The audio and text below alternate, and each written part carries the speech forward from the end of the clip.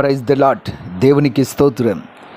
క్రీస్తునందు ప్రియ సహోదరి సహోదరులారా, మన ప్రభువును రక్షకుడునైన యేసుక్రీస్తు నామంలో మీకు వందనములు తెలియజేయుచున్నాము. ఈ ఉదయకాలపు సమయమందు ప్రభు మిమ్మల్ని అత్యధికముగా దీవించి ఆశీర్వదించి నడిపించి బలపరచునుగాక.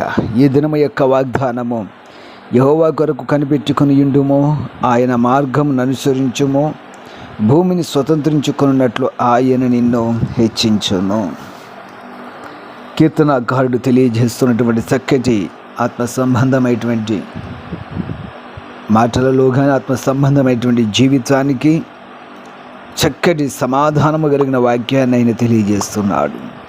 ఆయన కొరకు కనిపెట్టుకో, ఆయన మార్గంను అనుసరించి నడుచుకో, అప్పుడు ఆయన భూమిని స్వతంత్రించుకున్నట్లు ఆయన నిన్ను హెచ్చించును.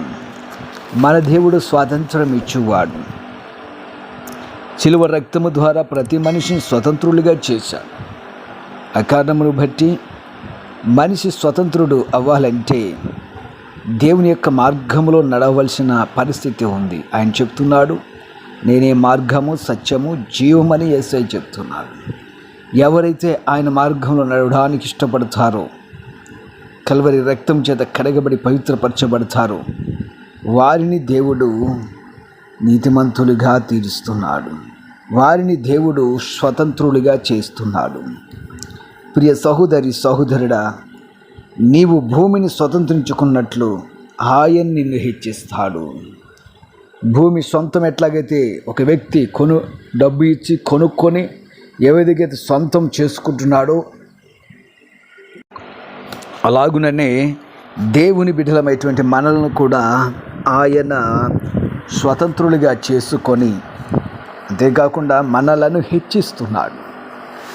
అంటే స్వాతంత్రం మనకి ఇవ్వడమే కాదు, మన జీవితాలను హెచ్చింపు ఆశీర్వాదకరంగా చేస్తున్నాడు. మరొక వాక్యము ఈ విధంగా తెలియజేస్తున్నది: ధైర్యము తెచ్చుకుని నీ హృదయమును నిభ్రమగా నుంచుకునము, యెహోవా కొరకు కనిపెట్టుకొని యుండుము. కీర్తనల గ్రంథం 27వ అధ్యాయము 14వ వచనం. కనిపెట్టుకుని యుండుటలో ఉన్నటువంటి మాధుర్యము చాలా శ్రేష్టమైనది. చాలామంది యొక్క జీవితాల్లో అపజయములు కలగడానికి గల కారణము ఆయన కొరకు కనిపెట్టుకొని ఉండకపోవటం, అనగా దేవుని కొరకు కనిపెట్టుకొని జీవించలేకపోవటం.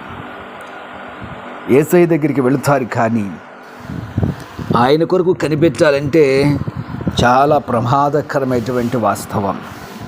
ప్రియ సహోదరి సహోదరుడా, నీ జీవితంలో దేవుని కొరకు కనిపెట్టుకో. ఆయన నిన్ను స్వతంత్రులుగా చేస్తాడు. నీవు ఆయన మార్గాన్ని ఎదకాలి.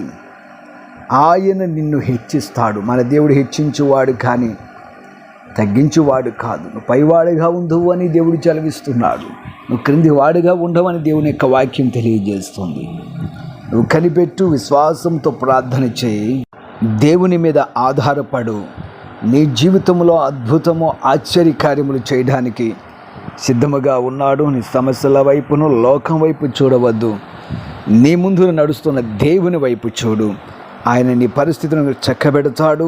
నేను చక్కటి మార్గంలో నడిపించడానికి, నీ జీవితాన్ని హెచ్చించడానికి దేవుడు కోరుకుంటున్నాడు. అట్టి ధన్యత దేవుడు ఉదయకాల సమయమందు మీకు అనుగ్రహించును గాక. ఆమెన్. ప్రార్థన చేద్దాం.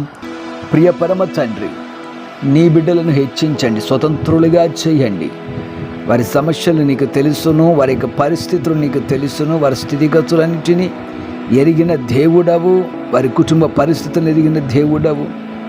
అన్నిటి నుంచి, బంధకముల నుంచి విడుదల మీ బిడ్డలకు కలగజేసి, బంధకాల్లో బంధించబడుచున్న ప్రతి ఒక్క బిడ్డకు ఆయన విడుదల మీరు కలగజేసి, వారిని ఆశీర్వదించి మీరు హెచ్చించి నడిపించమని, నీ కృపతో దర్శించమని మా ప్రభువును మా రక్షకుడు నైనా యేసు నామమున ప్రార్థించుచున్నాము తండ్రి. Amen, amen, amen.